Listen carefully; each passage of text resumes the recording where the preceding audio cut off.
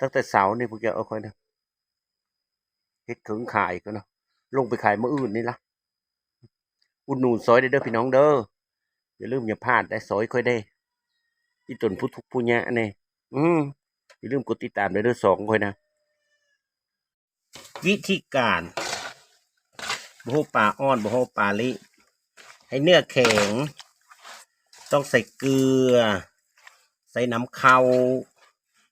สารเหนียวฮะล้างน้ำเข้าใส่แล้วก็โทะเสื้อแล้วเอาเกลือซื้อเข้มมักเม้นแบบนี้กระตูมกระโบเล่เฮ็ดได้ก็ได้เฮ็ดส้มปลาเล็กก็ได้เฮ็ดส้มปลาจ้อมก็ได้เฮ็ด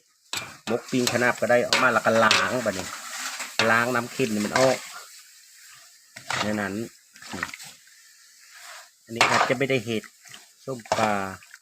จะเห็ดปลาขนาบปิ้งขนาบเอาซื้อเมียมันมีแต่มันบ่มียามมันบ่มีกระบอกได้มีแต่ปลานี่ในนั้นดอกเดียวเอ้ย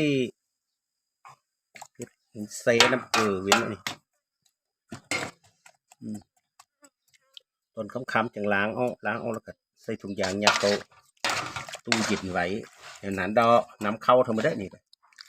น้ำเข้าได้นี่ได้กับเกลือนี่เกลือกันเกลือจุบตัวนี้นะฮะกำลังสิถ้ำอันนั้นมุกปลาคาราบอะไรนะเจ้าปลาน้อยนี่อะไรพ่อแล้วก็นึ่งสกอไดนึ่งพอมันโหมนะมีนึ่งสุกกระเปยผักกระเยง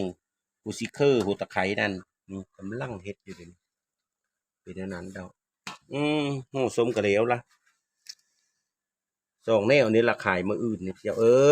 ยเฮ็ดไปสัภาษาทุกเนี้ยป้ามอง